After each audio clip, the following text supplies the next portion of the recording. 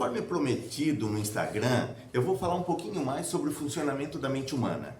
E um dos princípios fundamentais para a gente compreender o ser humano, principalmente o ser humano equilibrado, é entender o seguinte: tudo aquilo que você sente é de responsabilidade sua.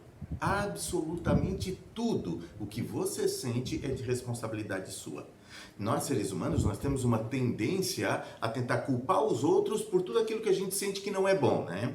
Então, se a gente está triste, a culpa é do outro. Se a gente está irritado, é porque aconteceu alguma coisa. Tudo externo a nós. E para entender a mente humana, nós precisamos quebrar esse princípio e entender que nós é que somos responsáveis por aquilo que sentimos, não os outros.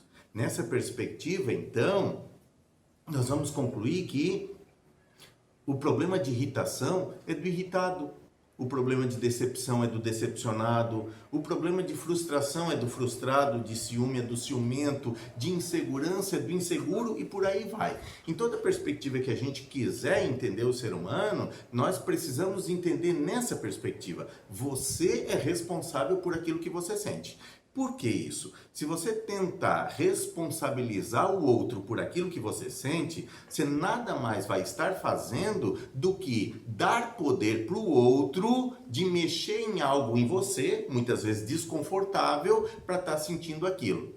Então, quando você diz que o outro irrita você, você está mostrando que você dá poder para outra pessoa de mexer na sua irritação. E você tem na sua personalidade irritação.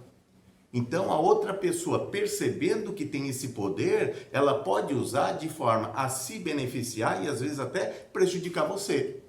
O dia que ela acorda de mau humor, ela vai lá, aperta o seu botão da irritação, depois sai cantarolando e você fica ali, remoendo, alimentando aquela irritação, estragando o seu dia e ela já não está mais nem aí. Então, nós não podemos fazer isso quando nós queremos ter o equilíbrio psicológico, o equilíbrio mental necessário para ter uma vida leve, uma vida plena, uma vida feliz, com qualidade de vida e saúde mental. Assim, então, ao invés de nós entendermos que o outro irritou você, o princípio do entendimento é compreender que você se irritou com o outro. E faz toda a diferença. Quando o outro irrita você, o poder está com o outro. E quando você se irrita com o outro, o poder está em você mesmo. Porque em você há a garantia de você mexer. Você pode mexer em você mesmo, você pode trabalhar essa característica em você de sentir irritação para que chegue num ponto ou não sinta mais irritação ou a sinta numa intensidade tão pequena que não vai chegar a estragar o dia, o seu dia.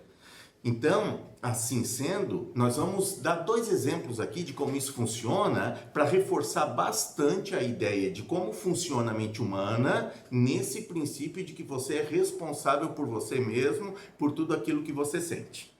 O primeiro exemplo acontece quando você começa um relacionamento, que pode ser de amizade, pode ser qualquer tipo de relacionamento, e você acaba criando expectativa com relação ao comportamento da outra pessoa, o que é uma situação bastante comum, diria normal e praticamente impossível de não fazer, de não criar expectativa num relacionamento que nós estamos começando, podendo inclusive, como falei antes, ser de amizade. Mas você cria expectativa com relação a outra pessoa e você não vai perguntar para outra pessoa se ela está a fim de viver a vida dela de acordo com a sua expectativa. Até porque, se você fosse perguntar, provavelmente ela diria que ela não está a fim de viver a vida dela de acordo com a sua expectativa. Ela está a fim de viver a vida dela de acordo com a expectativa dela. Mas mesmo não perguntando, você cria expectativa. E o dia que ela não corresponde à sua expectativa, você se dá o direito de apontar o dedo para ela e dizer: você me decepcionou. Quando, na verdade, não foi ela que decepcionou você, foi você que se decepcionou com ela. Então, o princípio de ser responsável pelo que se sente, é imperativo para que a gente possa ler as pessoas e saber o que ela tem para te oferecer, como ela é, como ela funciona, porque você só vai receber dela aquilo que ela tem para oferecer. Um outro exemplo que eu gosto bastante de trabalhar é a questão do ciúme. Quando eu digo que o problema de ciúme é do ciumento, eu estou querendo dizer que o ciúme é uma ferida muito dolorida. É muito ruim de sentir ciúme. Mas como é uma ferida, o ideal seria que a gente começasse a mexer nessa ferida para ela sarar. E nós ou deixarmos de ser ciumento, ou então ter num nível controlável, que não atrapalhe a qualidade de vida. Só que muitas pessoas não fazem isso e elas tentam proteger essa ferida, elas tentam criar camadas de proteção que vai disfarçar o ciúme, mas que ele não deixa de existir. Vou pegar aqui como exemplo uma relação mais conservadora, para entender às vezes como isso funciona. O ciumento, muitas vezes, até inconscientemente, ele tenta manipular a outra pessoa para não mexer na ferida do ciúme que ele tem. Do tipo, o ciumento vai pedir para outra pessoa, não vá em tal lugar. E a outra pessoa vai dizer, tudo bem. Não faça tal coisa. E a outra pessoa diz, tudo bem. Não converse com fulano de tal. Tudo bem, não use tal roupa, não faça isso, não faça aquilo. E a outra pessoa vai dizendo tudo bem, vai dizendo amém, até que isso se torna uma dinâmica no relacionamento que o ciumento vai achar que não é mais ciumento. Vai até comentar com o seu amigo dizendo, compadre, sabe que eu não sinto mais ciúme? Mas ele só não sente ciúme porque o outro está dizendo amém, está dizendo tudo bem de tal forma que não tem mais uma vivência, uma situação que manifeste o ciúme. Porém, a outra pessoa, ela pode cansar de dizer tudo bem, ela pode cansar de obedecer, ela pode cansar de dizer amém e chegar um dia e dizer, olha, quer saber de uma coisa? Eu vou fazer o que eu quero e pronto. E ela vai lá conversar com a pessoa que o ciumento tinha pedido para não conversar. Aí ela vai ter uma crise de ciúme que, dependendo do tipo de personalidade, pode gerar até comportamento violento. Reforçando que nem todo ciumento vai ser violento. Dependendo da estrutura de personalidade, ele vai manifestar o ciúme numa intensidade de tal forma que pode prejudicar a qualidade de vida, as relações humanas. Então, quando nós queremos assumir o equilíbrio psicológico, nós temos que assumir a responsabilidade por aquilo que a gente sente. Então nunca mais vai ser o outro que me irrita, vai ser sempre eu me irrito com o outro. Não vai ser mais o outro me decepcionou, vai ser eu me decepcionei com o outro. E quando nós entendemos, quando você entender a forma como a sua mente funciona, você vai trabalhar certas estruturas, certas perspectivas para mexer naquilo que incomoda, naquilo que atrapalha, naquilo que faz mal, de modo que você vai diminuir essas características, em alguns casos até vai desaparecer, para que enfim você possa ter esse equilíbrio. Assim então, quando você assume a responsabilidade sobre aquilo que você sente, você tem o poder do equilíbrio, do próprio equilíbrio. Então, quando nós entendemos que relações humanas são também relações de poder, nós vamos entender que você pode escolher para quem você vai dar o poder de influenciar você, de mexer nas suas emoções, nos seus sentimentos. De modo geral, é muito importante nós entendermos que a mente humana ela tem uma lógica.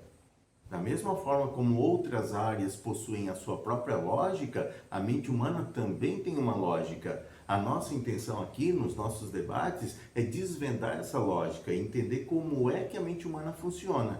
Por isso que é importante a gente começar por esse ponto de que você é responsável por aquilo que você sente. Então, quando você estiver feliz, saiba que o mérito da felicidade é seu. Outras pessoas podem ter contribuído, mas é você o responsável pela própria felicidade. E da infelicidade é a mesma coisa. Você pode dar poder para as outras pessoas lhe deixar infeliz, mas é você que está dando esse poder para os outros. É claro que no começo é muito difícil nós resgatarmos o poder sobre nós mesmos, porque às vezes passamos uma vida inteira dando poder para as outras pessoas. E poder de mexer em coisas negativas, como eu falei no começo, né? De mexer na nossa irritação, na nossa decepção, frustração, nas nossas fragilidades. Mas conforme nós vamos entendendo como isso funciona, nós vamos analisando. Você vai analisar cada vez mais e melhor a você mesmo. Qual é o poder que você dá para os outros, o que os outros despertam naquilo que tem em você. Então, para finalizar esse ponto, eu vou fazer uma comparação de que a felicidade, ela é única para cada ser humano. Cada um de nós tem uma espécie de receita da felicidade. Se você seguir a receita do conhecido, do amigo, do famoso, vai dar errado. Porque nós, seres humanos, nós somos únicos. Então, é como fazer um bolo. Se você trocar o ingrediente, o final não vai ser a mesma coisa. Então, você olhando para dentro de si mesmo, você vai descobrir quais são os ingredientes da sua felicidade. E quando você descobre os ingredientes, você vai direcionar a sua vida para que esses ingredientes, para que esses componentes possam fazer parte da sua existência, para que possam estar ao seu alcance. E estando ao seu alcance, você vai conquistar a felicidade. E a felicidade é responsabilidade de quem é feliz. E todos nós temos a felicidade ao nosso alcance. Cada um de nós tem a capacidade de ser feliz, mas essa felicidade ela não é um presente, ela é uma conquista, simples assim, ou você conquista ou você não conquista. Se conquistar, parabéns, vai viver sua felicidade, e se não conquistar, é preciso olhar para dentro de si mesmo para trabalhar essas questões para poder ser feliz, certo? Então, aqui está aquilo que eu prometi para vocês lá no Instagram, de falar um pouco mais sobre a mente humana. E esse é apenas um dos detalhes dos inúmeros que nós temos ainda para conversar com você. Muito obrigado.